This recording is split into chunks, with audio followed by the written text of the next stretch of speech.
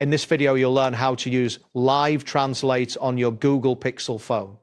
This feature allows for real-time translation, making communication easier when interacting in different languages. Start by opening the Settings app on your Google Pixel phone.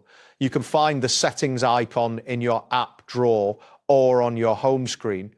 Once the Settings menu is open, scroll down and select System. This option is typically located near the bottom of the menu. Next, tap on Live Translate to access the feature. If it is your first time using it, you may need to enable it. Toggle the switch to turn on Live Translate. After enabling the feature, you will see options to select the languages you want to use. Ensure that you have the necessary language packs downloaded for the translations to work effectively.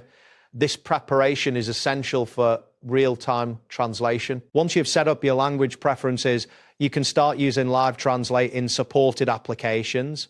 Open apps like Messages or any other chat applications that support this feature. When you receive a message in a different language, Live Translate will automatically prompt you with a translation option. Tap on the Translate button to view the message in your selected language. In addition to reading translated messages, you can also reply using translated text. This functionality simplifies communication across language barriers. The Live Translate feature works seamlessly in supported apps, providing a smooth user experience. If you wish to adjust your translation preferences, return to the Live Translate settings. Here you can add or remove languages as needed. If you find that you no longer need the feature, you have the option to turn it off.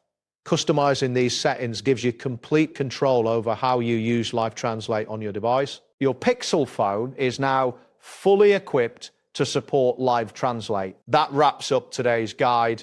Thanks for watching and catch you in the next tutorial.